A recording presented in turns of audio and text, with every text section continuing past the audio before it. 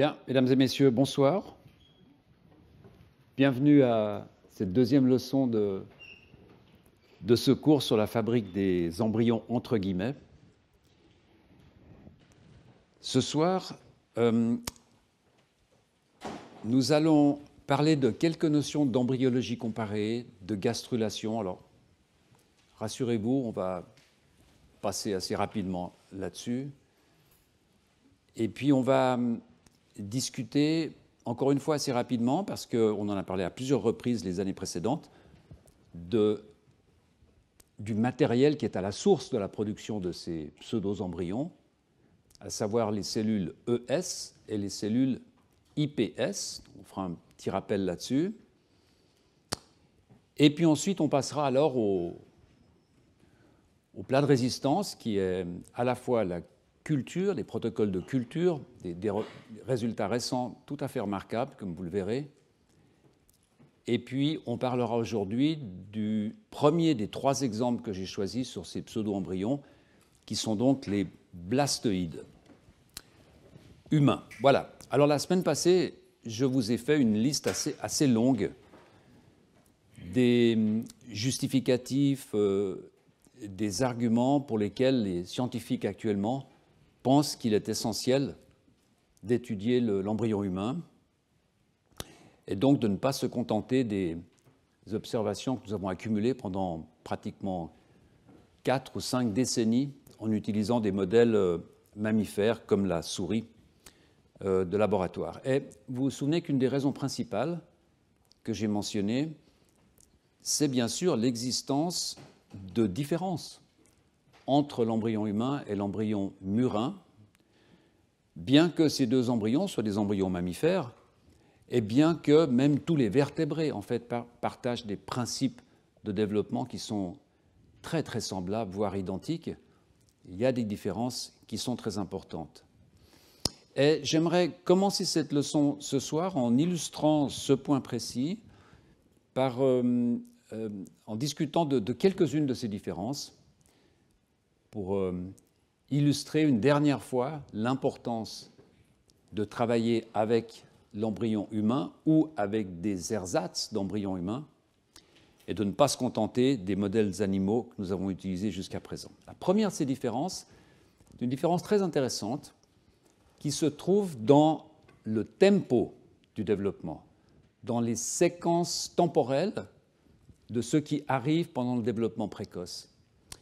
Et vous voyez ici, en haut, le développement d'un embryon humain pré-implantation, donc jusqu'à ce stade blastocyste, et en dessous l'embryon de souris. Et si vous regardez le point de départ et le point d'arrivée, le blastocyste, donc juste avant l'implantation, on voit qu'en fait ces deux points sont relativement identiques l'un à l'autre. Mais lorsque l'on regarde ce qui se passe entre, on voit qu'il y a des différences de temps qui sont assez intéressantes. Je vais en noter une ici, qui est ce qu'on appelle la vague majeure d'activation du génome zygotique. Alors, ça peut paraître un peu compliqué. En fait, c'est très simple. Pendant les premiers stades du développement, de la fertilisation et les jours qui suivent, le génome de l'individu lui-même est silencieux. Et donc, tous ces stades de développement vont être assurés en termes d'énergie, de disposition de matériel, parce que la mère aura déposé dans l'oocyte. C'est ce qu'on appelle des messagers maternels. Il y a de l'ARN, il y a des protéines. Donc c'est la mère qui va déposer dans l'oocyte, ici, le matériel suffisant. Selon les espèces chez les vertébrés, ça peut être très peu pour assurer quelques jours, quelques heures, ou ça peut être énormément de matériel. Pensez par exemple aux oiseaux, avec cette énorme quantité de matériel, pour tenir plus longtemps. Mais à un moment donné, le génome zygotique, le génome de l'embryon, va se réveiller, s'activer, par exemple, commencer à produire des ARN qui eux-mêmes vont produire des protéines, donc pour assurer le développement de l'embryon. Et vous voyez ici que chez l'humain, ça va se passer autour du 3e jour, entre le 8e est entre le stade de 8 et de 16 cellules. Chez la souris, cette activation va se passer au deuxième jour, 1 jour et demi, 2 jours, au stade de 2 cellules. Donc on voit déjà là qu'il y a des différences qui sont vraiment intéressantes sur le mécanisme qui va réactiver ce génome, des mécanismes épigénétiques qui vont faire que le génome zygotique va se mettre en marche très rapidement chez la souris, plus lentement chez les humains. Une autre différence, outre la différence de taille, comme vous pouvez le voir ici, je l'ai noté, de 200 microns pour le blastocyste humain, qui est légèrement supérieur au blastocyste de la souris, ce n'est pas extrêmement important, mais par contre une différence alors qui est très intrigante et qu'au jour d'aujourd'hui on a de la peine à en expliquer les raisons, c'est la façon dont ces blastocystes vont s'implanter dans la muqueuse utérine.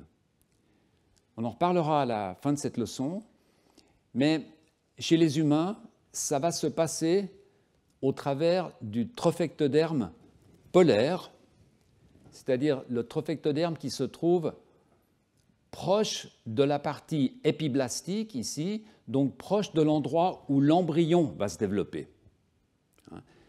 Donc le blastocyste va se coller à la muqueuse utérine par l'endroit où l'embryon va se développer. Alors que chez la souris, et vous voyez que c'est l'inverse, la souris va s'implanter par ce qu'on appelle le trophectoderme pariétal ou mural, qu'on va trouver ici, autrement dit, dans l'autre sens.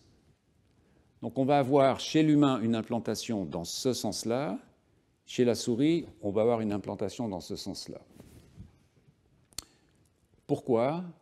Comment? Est-ce que ces différences de stratégie d'implantation pourraient nous expliquer pourquoi on a peut-être des différences dans le succès de l'implantation, par exemple? On n'en sait rien.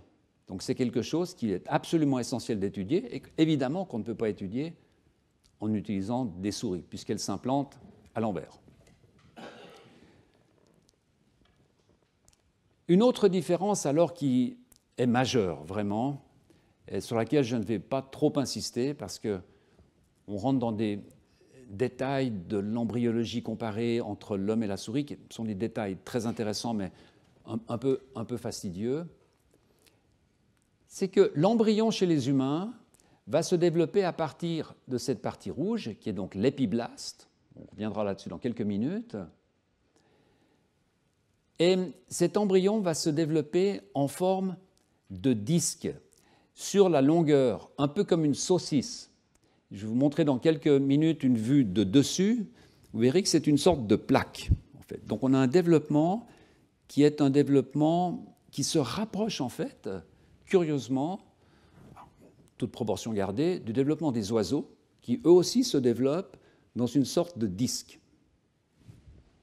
Alors que si vous regardez la souris, on voit qu'il va y avoir des tensions cellulaires qui font que l'embryon va s'allonger et développer une structure qu'on va appeler une structure d'œuf-cylindre, de cylindre-œuf, egg-cylinder en anglais. Donc l'embryon va se développer dans une structure allongée. La gastrulation dont je vous parlais la semaine passée, et sur laquelle je vais revenir dans une minute, va donc se faire de façon différente. Chez l'humain, la gastrulation va se faire par des cellules rouges ici de l'épiblaste qui vont s'invaginer vers le bas pour donner du mésoderme, puis plus tard de l'endoderme, alors que chez la souris, c'est cette partie-là qui va s'invaginer pour donner du mésoderme et de l'ectoderme. Donc on a des processus de gastrulation qui sont vraiment différents, bien que, souvenez-vous, les deux photos que je vous montrais au début du cours de la semaine passée, si l'on regarde des fœtus une fois que la gastrulation est terminée, eh bien, bon, ils sont légèrement différents, souvenez-vous la taille des cerveaux, etc., mais en fait, ils se ressemblent énormément. Donc là, une fois de plus, on a ce phénomène que je décrivais la semaine passée, où ce qui compte finalement, ce qui est sélectionné, la cible de la sélection, c'est la forme finale. Et ma foi, une fois qu'on a la forme finale, on peut jouer avec ce qui va nous conduire vers cette forme finale. Donc on peut avoir différentes façons d'arriver à des formes qui se ressemblent beaucoup. Alors, à ce stade, l'embryon va entrer en gastrulation. C'est ce fameux mécanisme dont j'ai parlé à plusieurs reprises ces dernières années. Et la raison pour gastruler, le résultat de la gastrulation, souvenez-vous, c'est simplement d'organiser les 3 feuillets fondamentaux du développement, donc l'ectoderme, le mésoderme et l'endoderme, à partir desquels tout va se passer. Toutes les structures de notre corps, tous les organes, toutes les glandes sont produites par un de ces 3 feuillets embryonnaires, généralement par un mélange de 2, voire un mélange de 3. Mais il y a un point de départ qui correspond à un feuillet embryonnaire. Alors un tout petit mot sur la gastrulation. Peut-être pas trop insister sur l'aspect sémantique, mais en ce qui me concerne, et ça c'est un avis assez personnel, je pense qu'on peut parler d'un avant-gastrulation qui serait un embryon et d'un après-gastrulation qui serait un fœtus. Alors maintenant, si on part sur des discussions légales, éthiques, on peut avoir des avis différents. Par là, ce que je veux dire, c'est qu'à la fin de la gastrulation, on reconnaît qu'on a un embryon vertébré, mammifère. La forme typique, la tête, les membres qui commencent à pousser, le système nerveux sur la partie dorsale.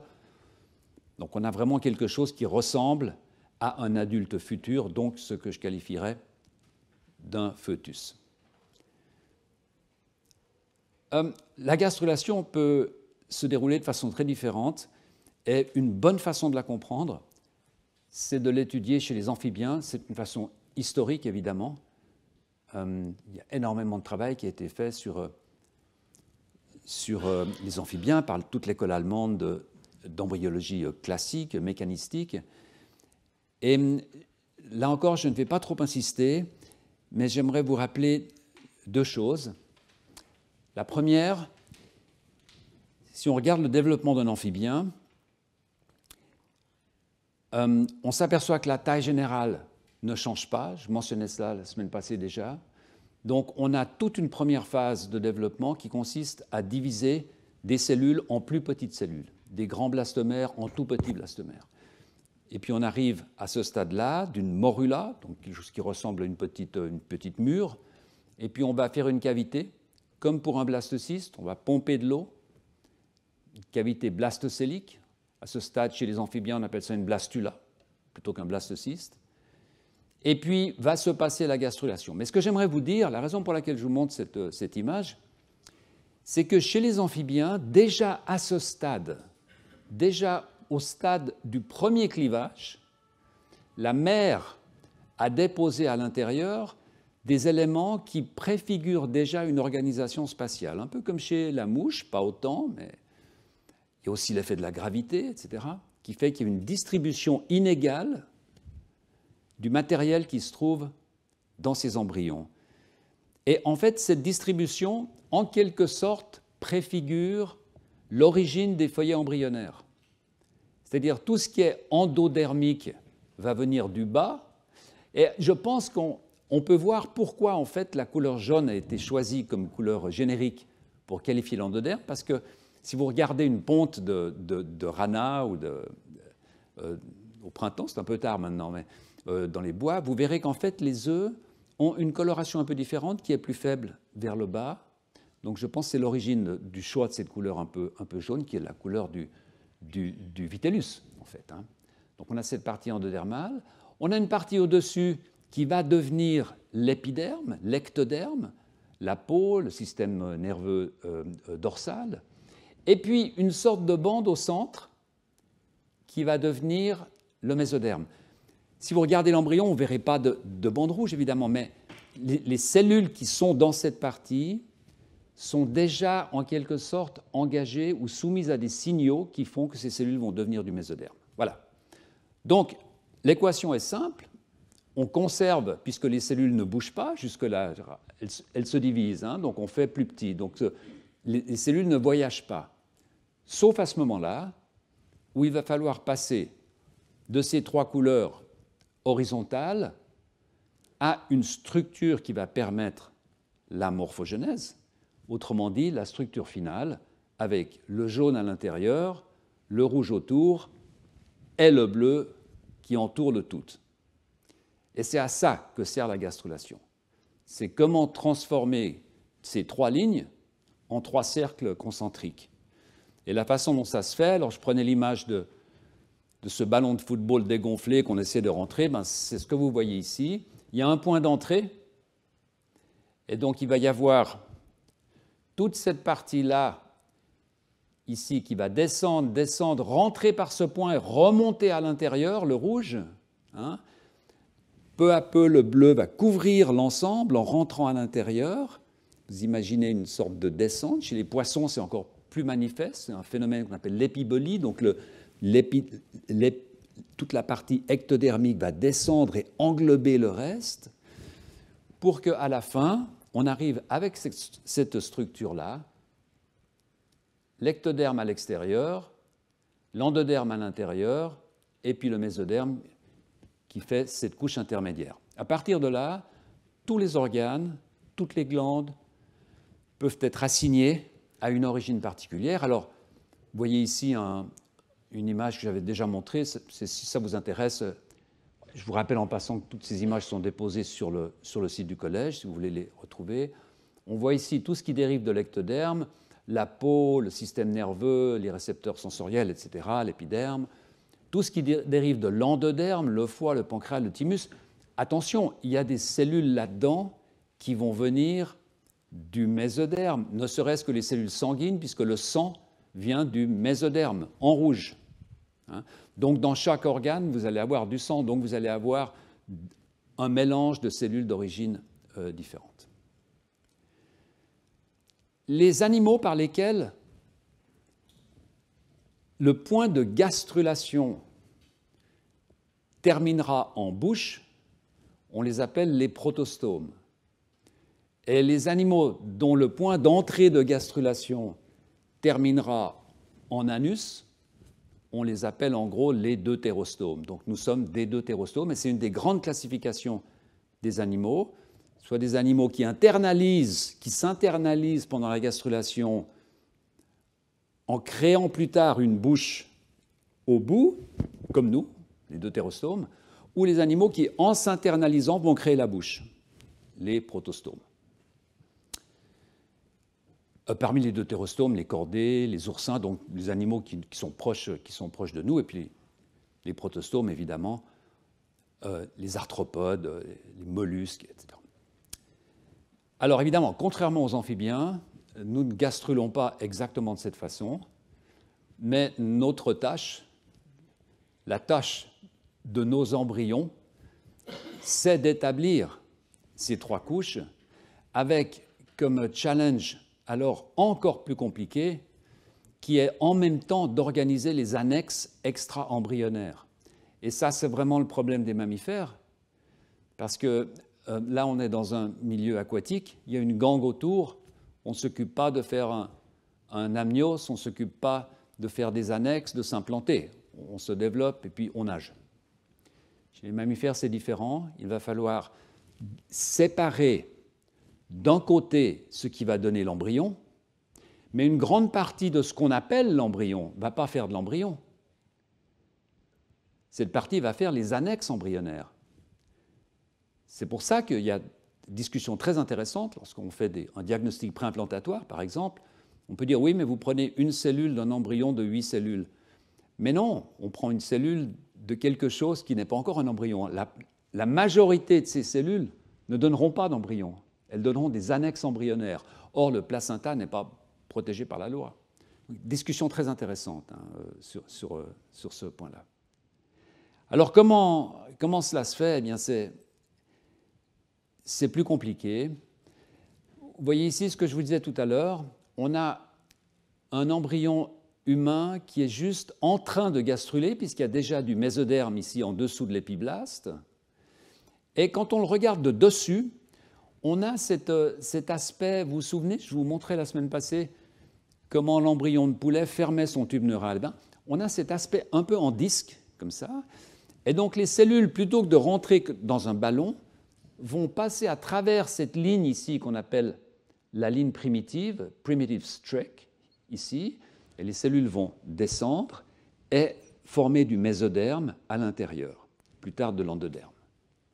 Et donc on va avoir ces trois couches qui vont se former de cette façon, elles sont beaucoup plus compliquées que chez les amphibiens. Et les trois feuillages germinatifs vont dériver de cet épiblaste ici, qui va produire de l'ectoderme, du mésoderme, puis de l'endoderme. Mais vous voyez que tout ce qu'il y a autour ici, par exemple, cet ectoderme amniotique, ne va pas faire de l'embryon. Il y a de l'endoderme extra-embryonnaire, il y a du mésoderme extra-embryonnaire, et il y a de l'ectoderme extra-embryonnaire. Par exemple, les cellules qui vont faire la poche dans laquelle l'embryon va se développer, l'amnios, cette poche des os finalement, qui va se rompre à la naissance, eh bien ce sont ces cellules-là qui sont en grande partie de l'ectoderme amniotique. C'est donc un embryon qui est assez différent de l'embryon de souris, puisque l'embryon de souris va pousser comme un cylindre, non pas comme un disque. Et ceci non seulement au niveau de la disposition des tissus, comme je vous le montre ici, mais également au niveau de leurs origines et des linéages. Et ça, c'est beaucoup plus surprenant. C'est que certains de ces types cellulaires n'ont pas les mêmes origines, qu'on les prenne chez la souris, qu'on les prenne chez les humains. Et je vous montre un exemple ici d'une étude récente. C'est cette publication ici de 2021 qui a été commentée en fait dans le journal Nature par ce commentaire. Et ce qui a été fait ici, finalement, c'est assez simple. C'est de prendre ces embryons, de faire des cultures, une suspension cellulaire, donc de dissocier les cellules. Donc on a un paquet de cellules, et puis de faire du séquençage d'ARN en cellules uniques. On en a beaucoup discuté l'année passée. J'en reparlerai un tout petit peu en détail au cours suivant, parce que ce n'est pas intéressant pour ce que je veux dire aujourd'hui. Mais ça vous permet de caractériser chaque cellule de cet embryon par son contenu en ARN. Donc après, vous pouvez faire du regroupement, souvenez-vous, du clustering de cellules. On peut demander à un logiciel, donne-nous une carte de proximité des cellules selon leur quantité, leur qualité d'ARN. Et donc on voit que si, dans un espace qu'on va créer, si deux cellules sont très proches, de par leur qualité d'ARN, eh bien ces cellules sont soit du même tissu, soit vraiment viennent de diverger, etc. Si elles sont très éloignées, voilà. Eh bien, en faisant cette analyse, ces gens-là se sont aperçus qu'en fait, les cellules de l'ectoderme amniotique, ici, sont très très semblables chez l'humain aux cellules de l'ectoderme embryonnaire. C'est comme si, en fait, une partie de l'ectoderme de l'embryon, à un moment donné, se dit « Oui, mais attention, il faut que je fasse un amnios. Je ne peux pas faire que de l'embryon. Ça va pas aller, donc il faut que je fasse un amnios. » Il y a une partie qui se différencie pour faire cette paroi qui va contenir l'embryon. Chez la souris, totalement différent. Chez la souris, les cellules qui vont tapisser la cavité amniotique ne dérivent pas de l'ectoderme de l'embryon. C'est une autre provenance. Donc là encore, on voit ce phénomène qu'on peut qualifier peut-être d'homoplasie, peu importe finalement, mais ce phénomène qui consiste à arriver à un résultat comparable par des chemins différents. Alors on se dit, bon, si on arrive à un résultat comparable, pourquoi? Oui, parce que c'est absolument essentiel de comprendre comment on arrive pour une espèce comme la nôtre, si on souhaite peut-être améliorer ces processus, comme on discutera sur la fin de ce cours. Alors comment étudier ces caractéristiques qui sont uniques à l'embryon humain? Comment, par exemple, étudier cet exemple-là d'une façon expérimentale, comment puis-je élaborer une expérience, un protocole expérimental qui me permette de comprendre, par exemple, à quel moment cette distinction se fait, quels sont les gènes qui vont faire cette distinction, etc. C'est évidemment très compliqué chez l'embryon humain. Et il y a en fait deux possibilités qui évidemment peuvent être combinées. La première, c'est d'améliorer les conditions de culture des embryons d'une façon telle qu'on puisse passer à travers la gastrulation. Donc on puisse, au long de toutes ces étapes, suivre des embryons et essayer de comprendre ce qui se passe. Deux problèmes, trois je dirais même. Le premier, c'est que ça requiert des développements technologiques importants, parce que l'embryon se développe quand même pendant la gastrulation en étant implanté, donc dans un milieu vraiment protégé dans la muqueuse utérine de la mère. Est-ce qu'on peut shunter ce passage? Est-ce qu'on peut trouver des conditions de culture qui nous permettent de faire ça ex utero? Deuxième problème, cela requiert également l'utilisation d'embryons humains surnuméraires.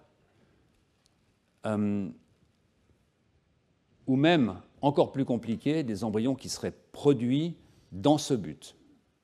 C'est quelque chose qui, évidemment, n'est pas autorisé par la loi. Et même si l'on pouvait parfois utiliser, si l'on peut parfois utiliser un embryon surnuméraire, il y a des limites de temps pendant lesquelles on peut le garder, qui sont fixées, etc. Ce qui ne permet pas de voir où cet embryon va.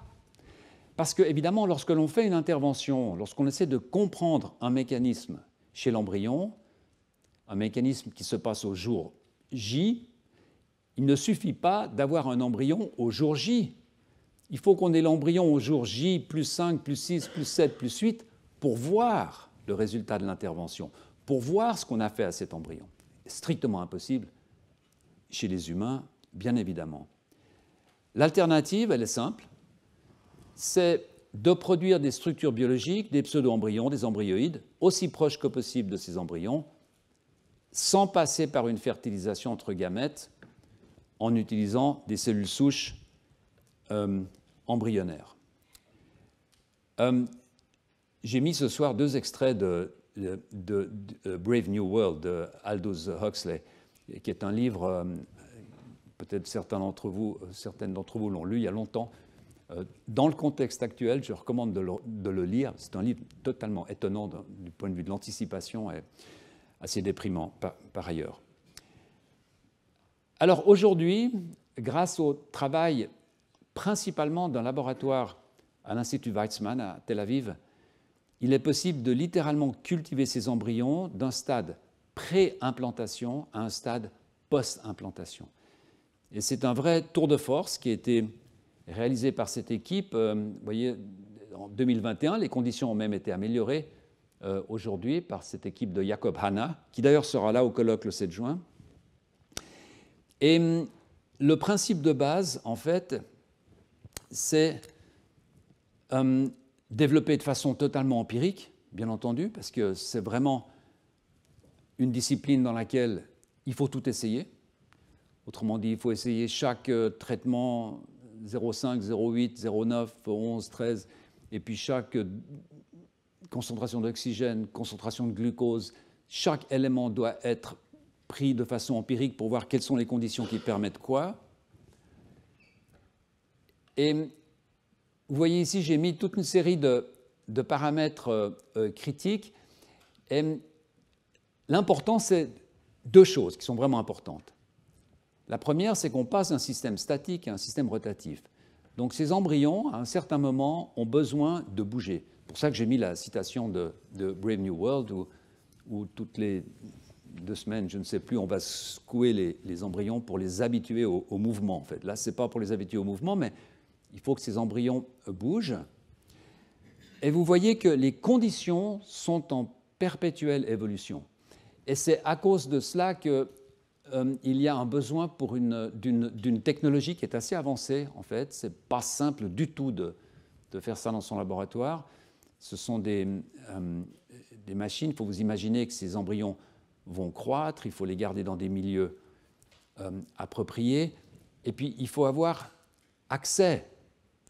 Imaginez qu'on ne peut pas venir le matin et puis pipeter quelque chose, il faut quelque chose d'automatisé. Vous voyez ici par exemple, en démarrant d'un embryon à 7 jours 5, aujourd'hui on peut même démarrer, ce groupe peut même démarrer à 5 jours 5, donc bien avant l'implantation.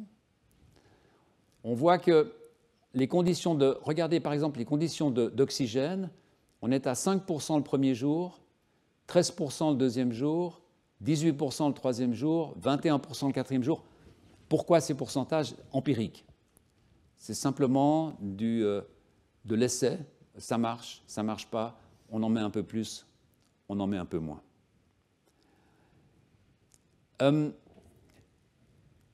Ce système de culture a permis de franchir vraiment ce bloc de la gastrulation.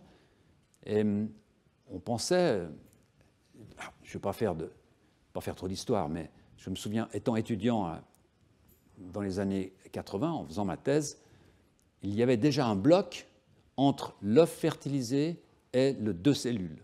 C'était extrêmement compliqué de passer d'un œuf fertilisé, d'avoir le premier clivage qui donne les 2 cellules. Aujourd'hui, vous voyez ici le résultat.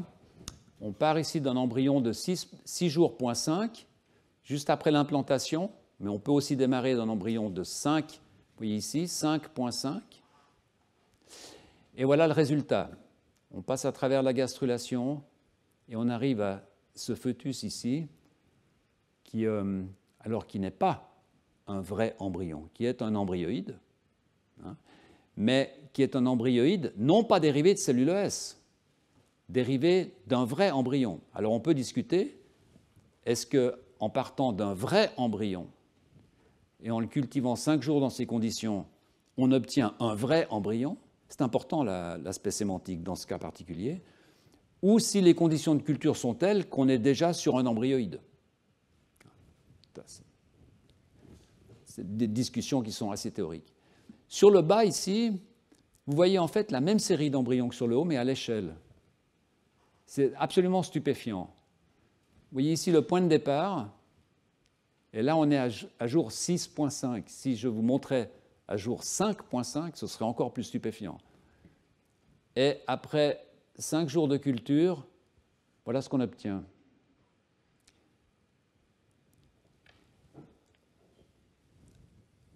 Tout cela sans utérus. Alors, je ne vais pas m'attarder sur ce point précis, mais c'est tout de même un point totalement extraordinaire, parce que ça vous montre, une fois de plus, à quel point l'embryon est capable de se prendre en charge, de s'auto-organiser, de produire ses structures pratiquement sans erreur.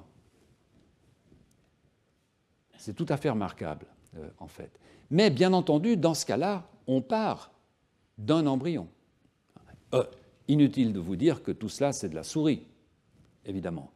Vous ne pourrez pas faire ce genre d'expérience avec des embryons humains. Alors, pour les faire avec des embryons humains, comment faire? Quel matériel utiliser pour essayer d'arriver à un tel stade de développement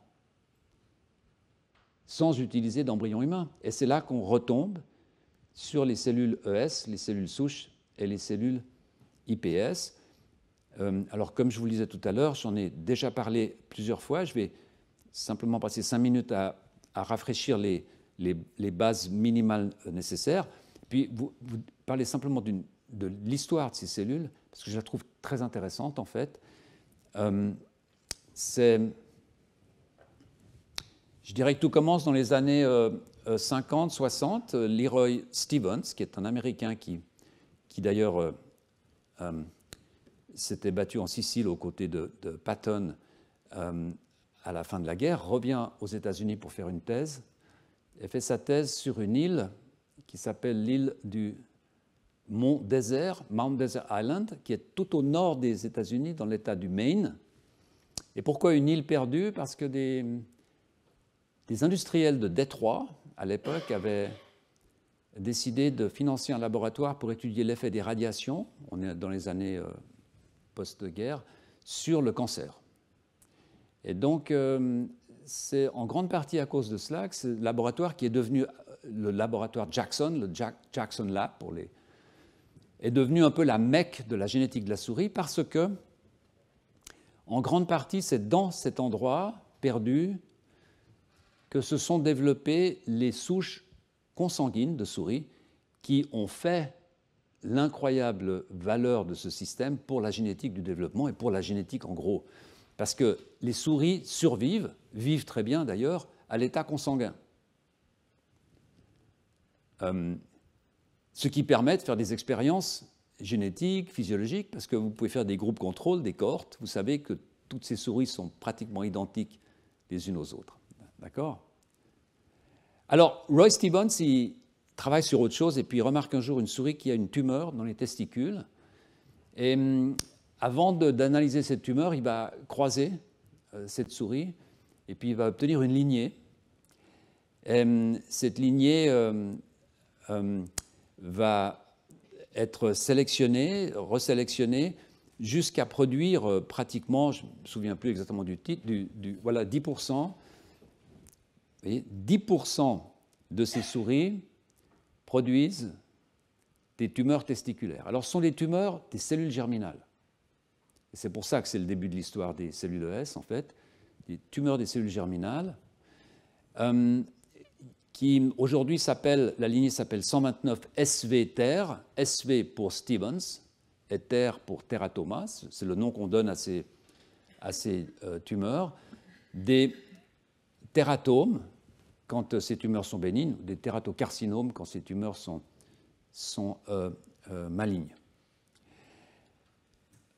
Ces tératomes, en fait, sont assez spectaculaires dans le sens où, comme ce sont des tumeurs d'origine germinale, des cellules germinales, des cellules qui plus tard vont donner des spermatozoïdes, ben, ces tumeurs produisent des sortes d'embryons totalement désorganisés. On y trouve des cheveux, des dents, chez les humains aussi, hein, c'est des tumeurs qui existent, bien entendu. On va y trouver toutes sortes de tissus. Vous voyez ici des mélanges de tissus conjonctifs, d'os, de muscles, peu importe. Et à partir de ces tumeurs vont être isolées des cellules, souches de ces tumeurs, que l'on va appeler ECC, Embryonal Carcinoma Cells, donc des cellules de carcinome embryonnaire. C'est ces cellules-là qui ont aidé à développer tous les outils qui vont être utilisés 10, 20, 30 ans plus tard lors de la production des cellules souches embryonnaires. C'est des cellules qui se ressemblent finalement, puisque d'un côté on a des cellules souches qui dérivent de cellules germinales, et puis de l'autre on a des cellules ES qui dérivent de l'épiblaste d'un blastocyste, donc des cellules qui ont beaucoup de potentiel. En parallèle, j'ai noté ici, en France, François Jacob à l'Institut Pasteur, qui s'est emparé de ce modèle, et puis en parallèle, le développement de l'embryologie des mammifères, je dirais en grande partie en Angleterre, grâce à des expérimentalistes très compétentes, qui tout cela a conduit à la fois à la naissance de Lewis Brown, les premiers à avoir fait une IVF avec succès, hein, ça s'est passé en Angleterre, et puis à la dérivation des cellules ES, également passée en Angleterre. Alors les cellules ES, vous vous souvenez, ce sont ces cellules-là. Vous avez un blastocyste. À ce stade, ce blastocyste, donc c'est celui-ci maintenant qui a gonflé, parce qu'il a pompé de l'eau, il est juste avant l'éclosion. Ce blastocyste, en fait, a deux linéages cellulaires. Il y a les cellules de la masse interne, ici, les cellules de l'épiblaste, et puis il y a les cellules autour, qui sont les cellules du trophectoderme. Deux linéages cellulaires.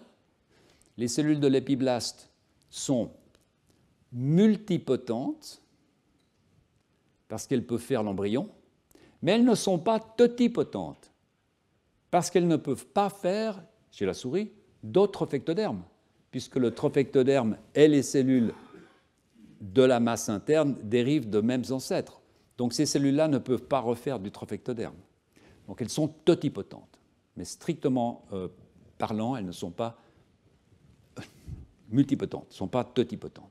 Ces cellules chez la souris, en fait, se développent en clones. On peut les faire pousser sur un tapis de cellules nourricières. On voit ici ces cellules-là qui ne se divisent pas, mais qui ne sont pas mortes, qui donnent une sorte de tapis sur lesquels ces cellules poussent.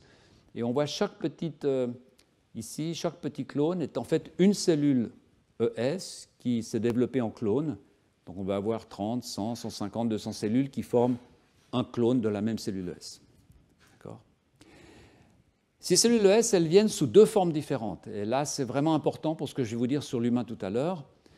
Il y a des cellules naïves qui sont vraiment un état naïf, on appelle ça des naive cells, qui sont vraiment similaires à des cellules de la masse cellulaire interne, donc de ces cellules que je viens de vous montrer à peu près dans un blastocyste de 4 jours et demi chez la souris. Ces cellules, elles sont cultivées en présence d'un cocktail de chimie qui, je ne sais pas jusqu'à quel point, il faut que je rentre dans les détails, mais ce qui est important de comprendre, c'est que c'est un cocktail qui contient plein d'inhibiteurs. Parce que l'idée, c'est que ces cellules sont totipotentes, multipotentes, on veut garder cette potentialité. Or, ces cellules n'ont qu'une envie, c'est de faire ce qu'elles font dans l'embryon, c'est-à-dire de se différencier. Et donc, tout le génie des gens qui ont réussi à maintenir ces cellules en culture sans qu'elles se différencient a été de trouver justement des éléments, des cytokines, qui permettent d'empêcher cette différenciation. C'est tout. 3 prix Nobel pour ça. Et donc l'idée, c'est d'inhiber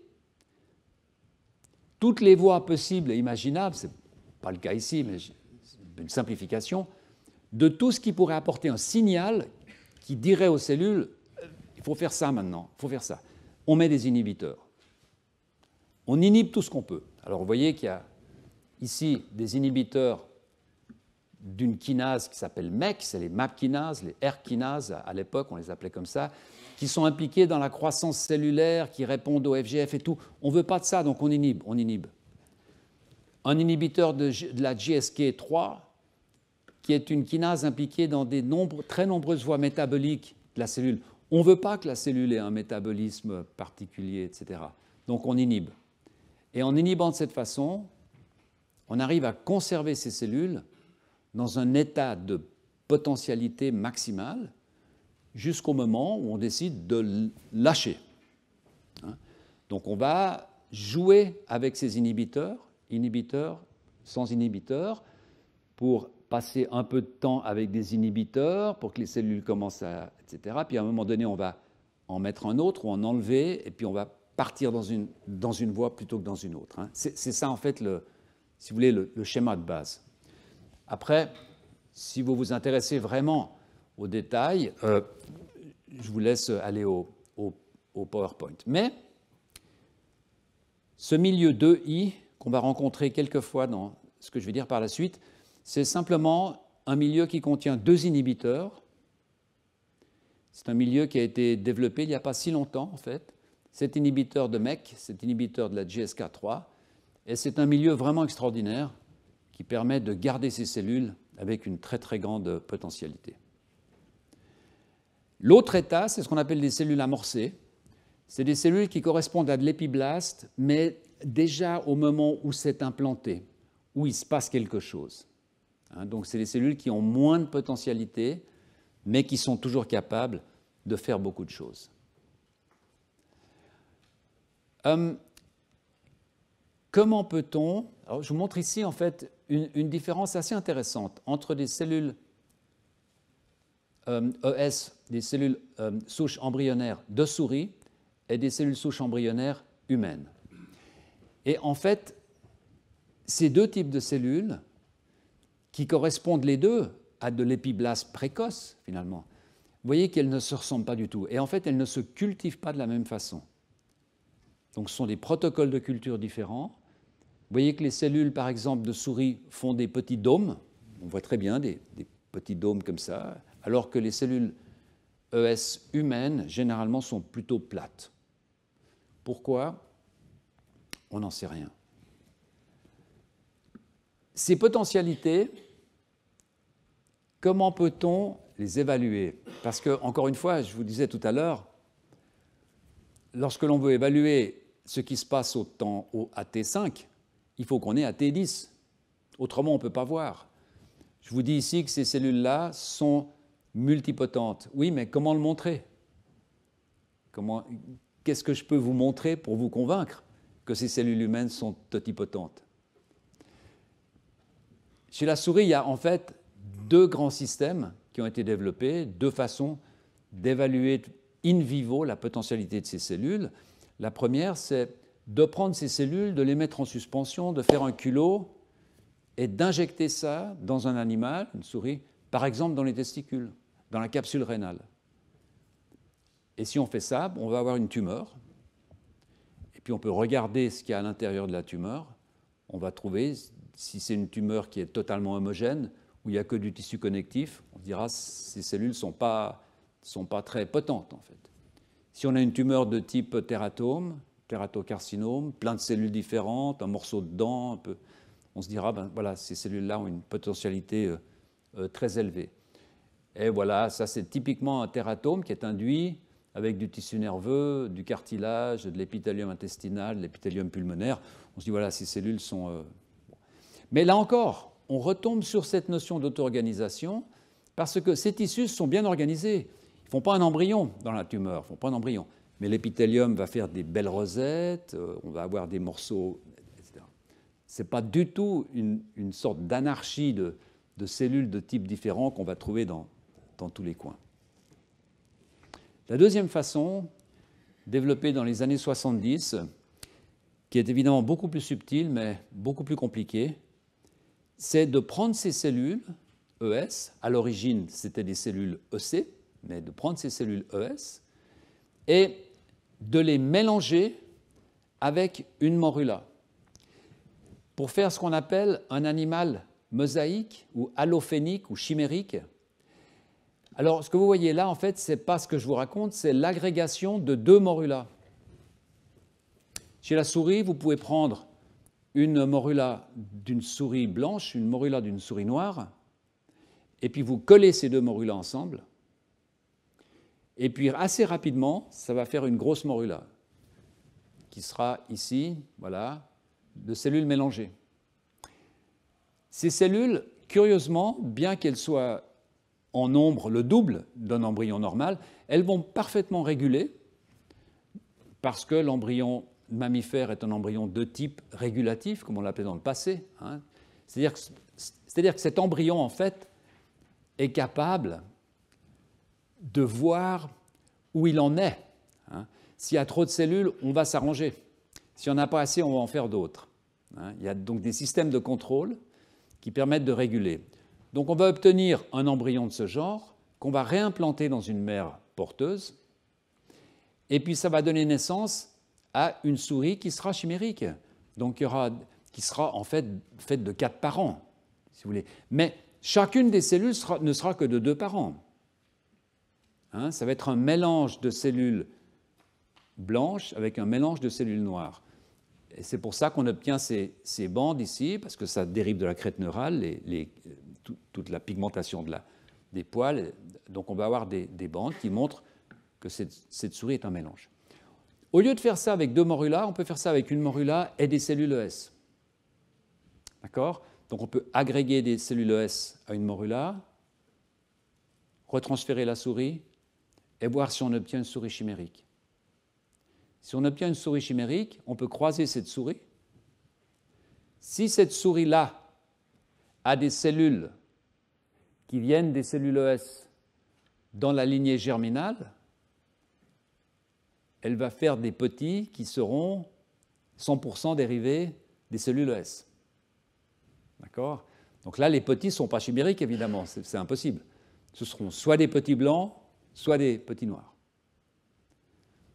Évidemment que si on obtient des petits qui sont intégralement dérivés des cellules ES, c'est la démonstration la plus formelle que ces cellules ont une potentialité totale. Alors évidemment, comment faire ça avec les cellules humaines? là encore, rigoureusement impossible.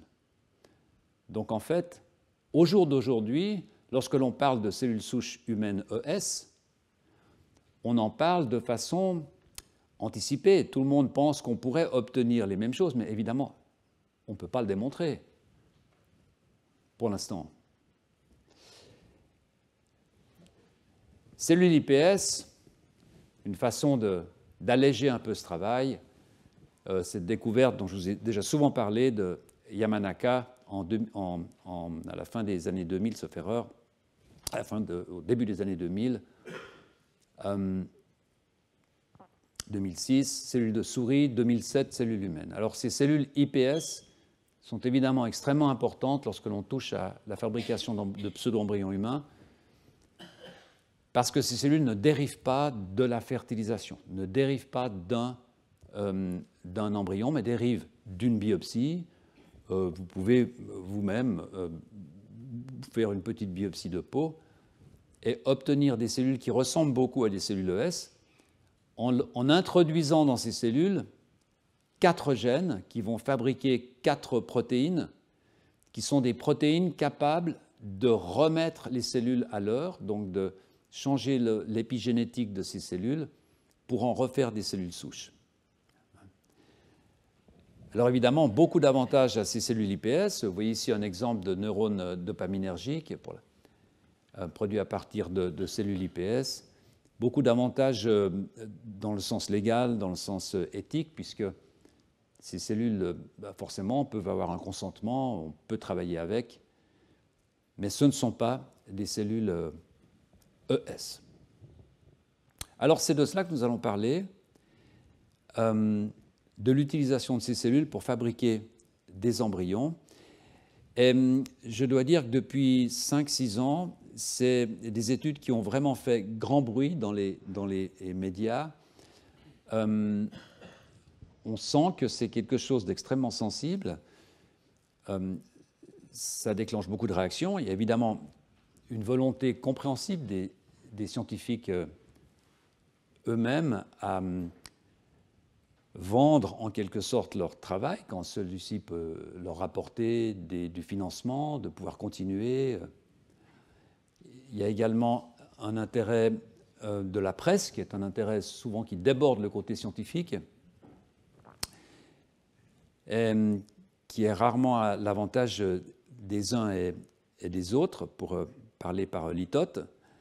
Je pense en particulier à cette couverture qui illustre le fameux tableau de Magritte, qui ne concerne pas du tout la ressemblance entre un embryon et un pseudo-embryon, mais qui concerne la représentation qu'on a d'un objet par une image. En fait, c'est quelque chose qui est très différent.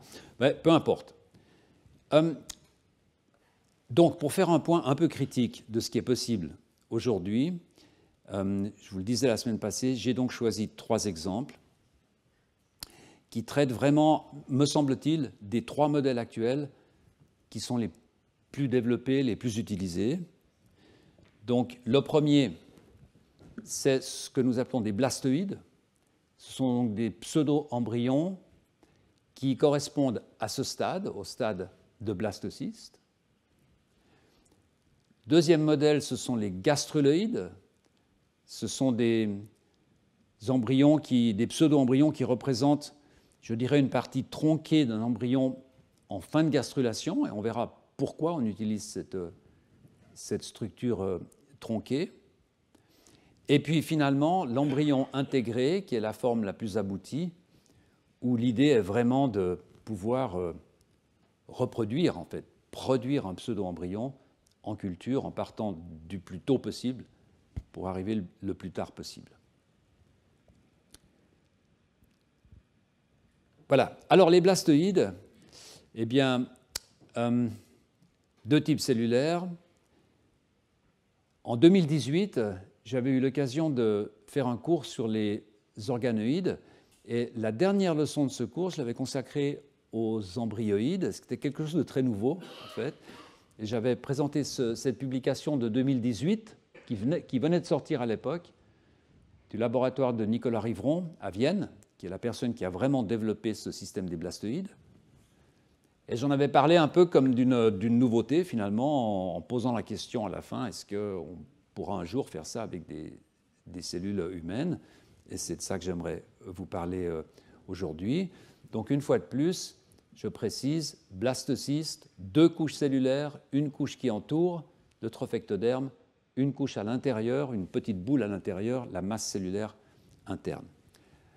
Alors, il va s'agir de cette publication de 2022.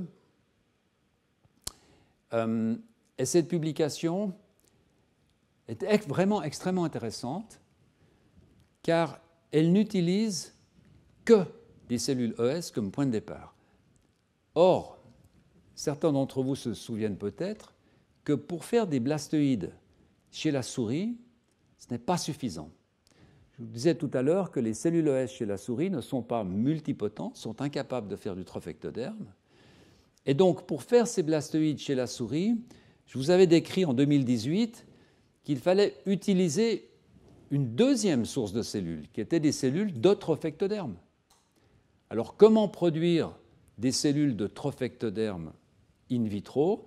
Eh bien, c'est une recette qui avait été développée déjà en 1998 par Janet Rosand, qui la même personne dont j'ai utilisé cette publication la semaine passée pour vous faire cette liste de justificatifs. Et ce qu'avait remarqué le groupe de Janet Rosand, c'était que, en fait, en traitant ces cellules avec du FGF4, avec une cytokine particulière, elles pouvaient produire des cultures de cellules qui ressemblaient beaucoup à des cellules du trophectoderme. Donc on avait d'un côté des cellules ES, de l'autre côté des cellules du trophectoderme, et le laboratoire de Nicolas Rivron a mis au point un protocole à l'époque qui consistait à mélanger ces deux types cellulaires dans des proportions différentes jusqu'à ce qu'ils trouvent la bonne proportion et les bons milieux de culture pour essayer d'obtenir quelque chose. Et cette chose que vous voyez ici, c'était ce mélange entre ces cellules de trophectoderme et ces cellules ES, on les colle ensemble, à peu près 5 cellules ES par cuvette, on rajoute les cellules du trophectoderme, on voit qu'il y a une induction d'un cyste, et en à peu près moins de 1% des cas, retenez juste ce chiffre, moins de 1% des cas, on obtenait des cellules qui s'organisent en cyste avec des cellules ES à l'intérieur.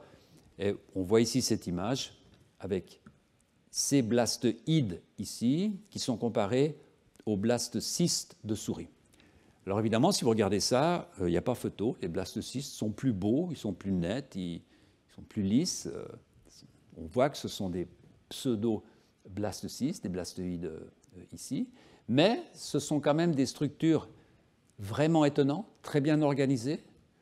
Et je vous montrais encore une fois, il y a 5 ans, 6 ans, que cette masse cellulaire interne, à l'intérieur, exprimait un gène qui s'appelle NANOG et OCT4, qui sont des gènes vraiment typiques de la pluripotence de ces cellules.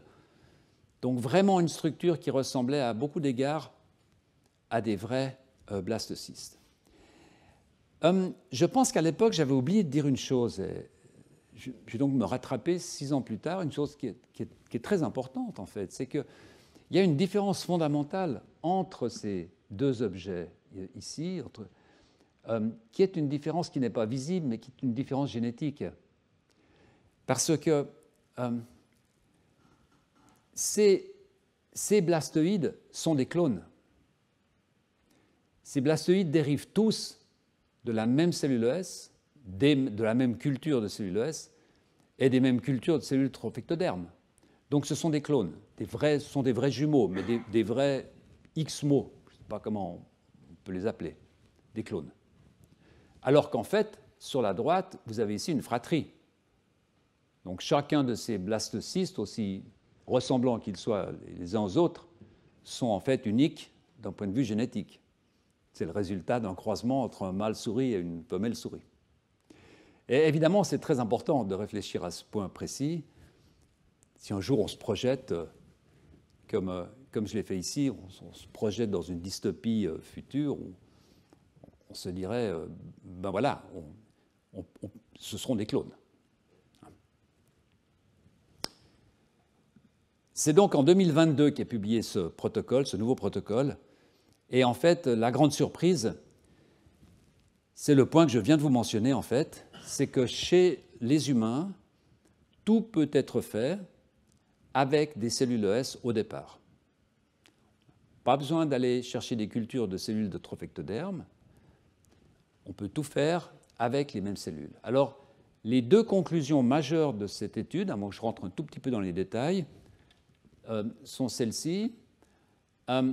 Des cellules ES humaines, cette fois, et IPS, cultivées dans un milieu PXGL, complémentées ci-dessus, etc., peuvent générer des blastocystes à une fréquence de 70% avec les 3 lignages attendus. Souvenez-vous avant, combinaison de 2 lignages différents en dessous de 0,5%. Là, on a un seul type cellulaire. Tout va se jouer non pas sur les mélanges, mais sur les milieux, sur ce qu'on va mettre dans ces cultures. Et on va arriver à une fréquence de production de blastoïdes très élevée. Et puis, deuxièmement, alors, de façon très étonnante, et je vais vous montrer ça dans quelques minutes, ces blastoïdes peuvent s'attacher de façon spécifique, directionnelle, par le bon bout, à des cellules d'endomètre, des organoïdes d'endomètre utérin, je vous montrerai ça tout à l'heure. Donc, ces blastoïdes humains ont très, très vraisemblablement la capacité de s'implanter dans une muqueuse utérine. Alors, ce milieu PXGL, bon, encore une fois, je ne vais peut-être pas trop vous ennuyer avec ça, mais c'est un milieu classique avec des inhibiteurs, toujours des inhibiteurs de la voie MEK, toujours la même voie, mais également de la voie Wnt, on en a beaucoup parlé aussi.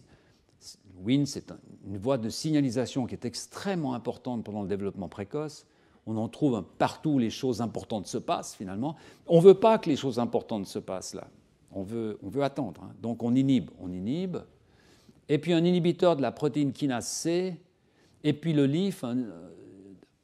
Bref, des mélanges, comme d'habitude, de façon empirique.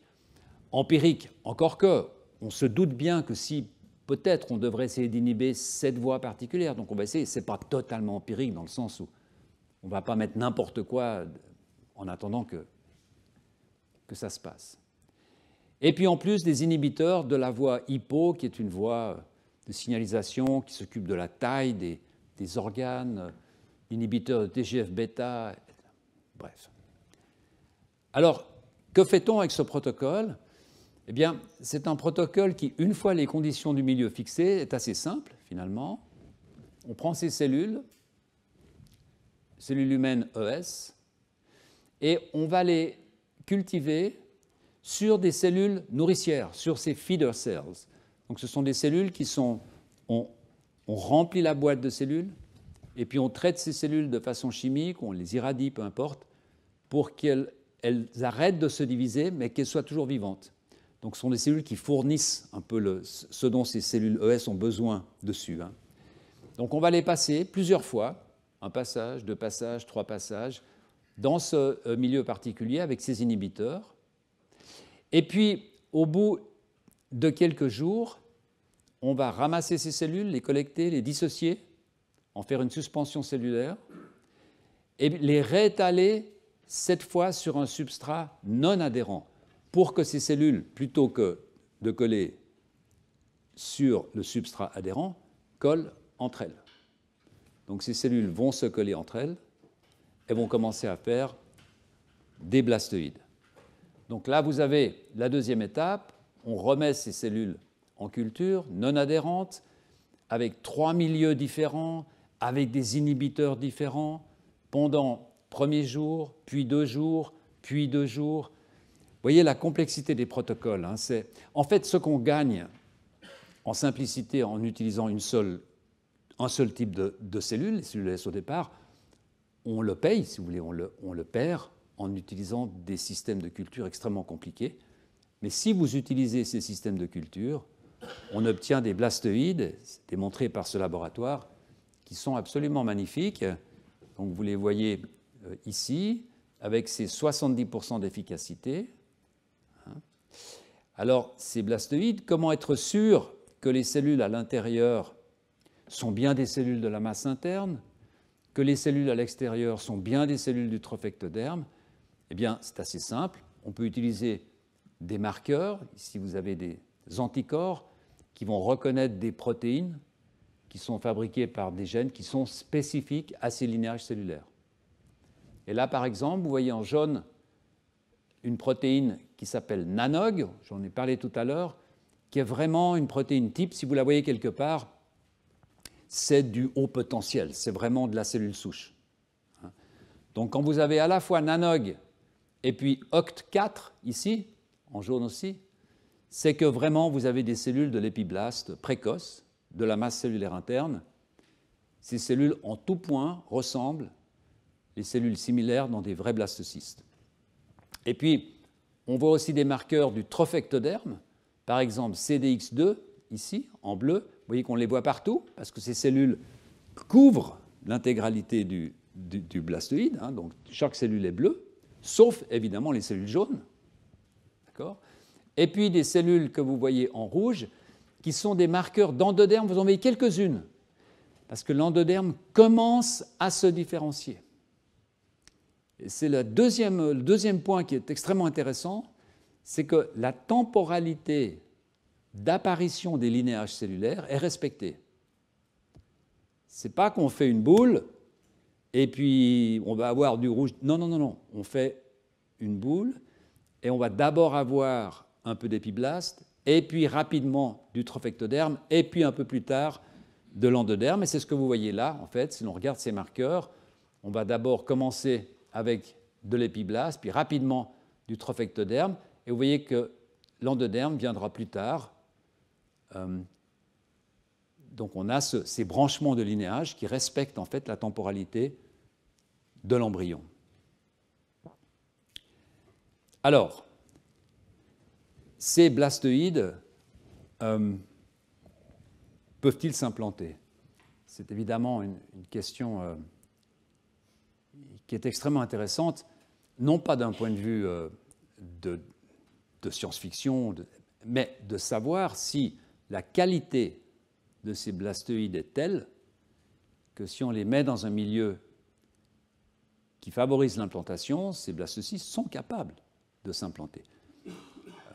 Ces blastoïdes poussent en absence de zone pellucide. Vous vous souvenez sans doute, la semaine passée, je vous montrais des blastocystes en train d'éclore, donc qui sortaient de cette zone pellucide, parce que ces blastocystes, normalement, sont protégés par cette gangue de glycoprotéines qui les empêche de s'implanter aux endroits où ils ne devraient pas s'implanter, dans les trompes, par exemple, ou dans le viduc des souris. Or, ces blastoïdes ne se développent sans zone pellucide. La zone pellucide, elle provient de l'étape d'avant. Donc, on peut se demander, est-ce que la surface va être la même? Est-ce que ça va être propice à l'implantation, etc. Et donc, ces auteurs décident, toujours le même laboratoire de Nicolas Rivron à Vienne, décident d'utiliser un modèle d'organoïde pour tester cette implantation. Je trouve ça, d'un point de vue épistémologique, je trouve ça extraordinairement intéressant, parce qu'on va utiliser des organoïdes pour voir si des blastoïdes s'implantent. On est chez les humains, on ne peut pas faire la manip dans un utérus, donc il va falloir trouver des façons de s'en sortir, et on va faire appel à des organoïdes. Ces organoïdes, en fait, sont assez intéressants. C'est un protocole, je pense qu'il y a des protocoles un peu plus performants actuellement, mais c'est un protocole qui était publié en 2017. Et ce que ces auteurs ont fait, c'est de dissocier du tissu de l'endomètre, en fait, qu'on peut obtenir, évidemment, un peu de tissu d'endomètre, de couper, en faire un peu un hachis, et puis de le mettre dans des boîtes qui contiennent du matrigel. Alors le matrigel c'est un peu la baguette magique des organoïdes. C'est une sorte de gel qui contient énormément de produits de la matrice extracellulaire qui favorise beaucoup la croissance de ces organoïdes. Une fois de plus, si ça vous intéresse, je vous invite à remonter sur le cours de 2018. Et lorsque l'on fait cela, en fait, on observe une expansion et, peut-être même plus intéressant, le maintien d'un épithélium endométrial. Donc cet épithélium qu'on va couper en morceaux, on va le mettre dans du matrigel et il va faire une couche épithéliale. Et cette couche, les auteurs y réfèrent par ce terme OFEL, Open Face Epithelial Layer. C'est-à-dire, on a une couche d'épithélium endométrial qui est en face ouverte. Ce qui d'ailleurs est beaucoup plus pratique que de travailler avec un utérus, comme par exemple chez la souris, où on aurait quelque chose de fermé et on ne pourrait pas voir directement ce qui s'y passe. Donc là, on a vraiment une situation où on peut avoir ces organoïdes d'endomètre utérin et puis déposer dessus des blastoïdes et voir ce qui se passe. Alors, je vous rappelle que le blastocyste humain s'implante par le trophectoderme polaire, c'est ce que je vous disais tout à l'heure. Donc, il va s'implanter par la face embryonnaire, non pas comme chez la souris, où il s'implanterait par la face murale, ici. Donc, on a une implantation. Les cellules du trophectoderme, ici du trophoblaste, vont devenir complètement folles. Elles vont avoir une capacité invasive spectaculaire. Elles vont avoir des ploïdies complètement anarchiques. Elles vont dupliquer leurs chromosomes. Ce sont de vraies cellules cancéreuses, en fait. Ces cellules vont envahir l'endomètre utérin pour aller chercher les vaisseaux, le sang, etc. Donc c'est vraiment un processus d'invasion qui est en soi qui est extrêmement intéressant. On a ici le stroma, et généralement, l'implantation normale se passe au 7e jour. Alors, l'idée dans ces organoïdes, c'est évidemment de les stimuler hormonalement, parce qu'autrement, ça ne fonctionne pas. Et il y a deux stimulations essentielles. Il y a d'abord des œstradiols, généralement du bêta-œstradiol, et puis bien entendu de la progestérone. La progestérone, c'est l'hormone qui va, à l'ovulation, qui va aller préparer la muqueuse utérine pour l'arrivée de l'embryon. Donc, il faut, une fois qu'on a ces organoïdes, pendant qu'on fabrique ces organoïdes, pendant qu'on les met dans le matrigel, on va soit les stimuler de façon hormonale, qui ressemble beaucoup à une stimulation hormonale mensuelle, soit on va ne pas les stimuler, et donc on aura comme contrôle des organoïdes d'endomètre utérin non stimulés. Alors bon, voilà, un petit inhibiteur de Wnt, pour des raisons que je n'ai pas vraiment regardé en détail, et puis un milieu de culture d'embryons qui est un milieu classique dans les FIV. Alors, comment est-ce qu'on voit si ces embryons s'implantent? Eh bien, il y a plusieurs paramètres qui sont utilisés par ces auteurs, mais laissez-moi juste en prendre un, qui est simplement l'observation. On voit que lorsque l'on pose des blastoïdes sur ces organoïdes de muqueuse utérine non stimulés, c'est ce que vous voyez là. Bien, vous voyez que ces blastoïdes, en fait, ils restent penauds, ils ne sont pas mécontents, mais ils ne font rien, en fait. Vous voyez ici la masse cellulaire interne, le trophoblaste.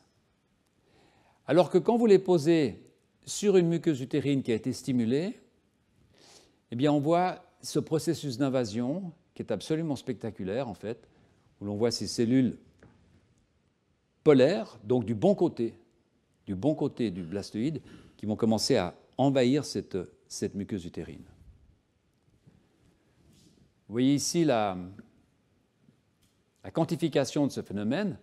et pratiquement 30% des blastoïdes qui sont déposés sur ces organoïdes de muqueuse utérine sont capables d'avoir ces signes d'implantation. Alors, est-ce que ces signes d'implantation correspondraient à une implantation si l'on introduisait ces blastoïdes dans un vrai utérus stimulé?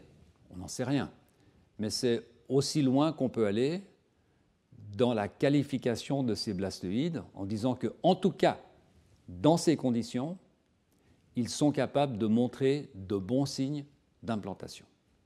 Je pense que je n'irai pas plus loin dans la formulation de cette conclusion. Alors, encore plus étonnant sur la droite, vous voyez que... Ah oui, ici, une chose intéressante, c'est que quand vous stimulez ces organoïdes en présence de lévonorgestrel, qui est donc le composé principal de ce qu'on appelle la pilule du lendemain, qui est un composé qui a en fait deux effets, qui a un effet sur l'ovulation si c'est pris avant, ou bien sur la saturation des récepteurs à la progestérone dans l'utérus, ce qui fait que l'utérus ne va plus répondre en fait aux hormones, donc on va faire passer l'embryon, il n'y aura pas d'implantation. Eh bien, lorsque l'on rajoute ce contraceptif, eh bien, on voit qu'il n'y a pas d'implantation. Donc là encore, des signes qui suggèrent qu'on a vraiment affaire à un mécanisme d'implantation. Et puis sur la droite, chose un peu gadget, mais tout de même assez intéressante, vous voyez ici l'apparition de cette bande dans le cas de la stimulation et pas de bande dans le cas de la non-stimulation. Alors ce que vous voyez là, c'est de l'hormone chorionique gonadotrope, c'est simplement un test de grossesse. Et vous voyez que lorsque l'on ramasse le milieu, donc c'est hyper simple, hein, vous avez vos cultures, on ramasse le milieu dans lequel des blastoïdes se sont pseudo-implantés, et puis on ramasse le milieu dans lequel les blastoïdes se sont pseudo-pas implantés, eh bien vous voyez que dans le milieu des blastoïdes implantés ou pseudo-implantés, on détecte de la HCG. La HCG, c'est intéressant parce que c'est une hormone qui est produite par les cellules du trophoblaste, hein, donc par les cellules qui s'implantent, hein, et c'est la raison pour laquelle c'est un test très sensible, le test le plus précoce qu'on peut utiliser pour une grossesse. Voilà, alors, dernière chose, dernière image, ces conclusions. Alors, il y aurait beaucoup à dire, c'est des conclusions très intéressantes. La première, évidemment, c'est que ces blastoïdes semblent vraiment être un modèle adapté à l'étude du développement et de l'implantation de l'embryon humain. Et ça, c'est quelque chose qui paraît logique après ce que je vous ai dit, mais j'aimerais quand même répéter ce que je disais la semaine passée. Une très grande partie des échecs de fertilité probablement se passe au niveau de l'implantation. Vous vous souvenez, c'est question de fenêtre temporelle. Donc de pouvoir disposer d'un système qui pourrait en quelque sorte refléter au moins certains des mécanismes de l'implantation, c'est déjà un pas important. On peut imaginer, une fois ce système un peu standardisé, qu'on puisse essayer de faire des criblages, d'essayer de trouver des conditions qui favorisent ou qui défavorisent, où on a plus de pourcentage d'implantés, moins de pourcentage. Donc on a là du matériel pour faire quelque chose. Deuxièmement, l'utilisation pour des cibles thérapeutiques. Amélioration des conditions de milieu pour la FIV. Est-ce qu'en rajoutant un peu de ça, on n'aurait pas des embryons plus performants en termes de survie, d'implantation? Ou bien qu'est-ce qu'on a dans les milieux actuels qui ne sont pas performants, qu'on ne devrait peut-être pas utiliser? On peut commencer à imaginer, en quelque sorte, qu'il y a des fenêtres qui commencent à s'ouvrir pour ces questions, ou peut-être dans les années à venir, on va pouvoir commencer à étudier des questions intéressantes qui touchent à ces problèmes. Et puis finalement, la fin de ces conclusions courtes, hein, dans le magazine Nature, la fin de ses conclusions, qui mentionne donc à la fois le concept de proportionnalité et le concept de subsidiarité. Donc le concept de proportionnalité en éthique, c'est évidemment ce qu'on appelle la balance des intérêts entre le bénéfice, ce qui est bon, ce qui n'est pas bon, et aux yeux de ces auteurs, et j'ai de la peine alors de les tordre en fait, on est là dans une situation où la balance des intérêts est très favorable, c'est-à-dire qu'on est dans un stade de développement qui est très précoce, qui est autorisé, on part de matériels qui ne sont pas des embryons, donc on est vraiment dans une situation où on devrait pouvoir travailler. Alors j'ai un peu plus de peine avec la balance, avec le concept de subsidiarité. En lui-même, c'est un concept qui me semble évidemment essentiel. Je ne suis pas sûr que ce soit moins problématique d'un point de vue moral d'utiliser ces blastoïdes. Je pense que d'un point de vue éthique, c'est moins problématique. J'ai l'impression, en fait, pour tout vous dire, il faudra que je demande à Nicolas Rivron, mais qu'en fait, le mot morally a été utilisé ici, puisque le mot ethical était utilisé là, et peut-être essayer d'éviter un doublon de vocabulaire, ne pas mentionner 2 fois le mot éthique. En ce qui me concerne, j'ai de la peine à voir où se trouve la morale là-dedans. Est-ce que c'est bon, est-ce que c'est pas bon? Par contre, j'ai beaucoup de facilité à voir où se trouvent les questions éthiques que ces embryons soulèvent et qu'il s'agira de traiter. Voilà, je vais m'arrêter là. La semaine prochaine, je parlerai d'un système qui est différent et qui est déjà utilisé pour des applications intéressantes, qui est le système des gastruloïdes. Bonne soirée, merci.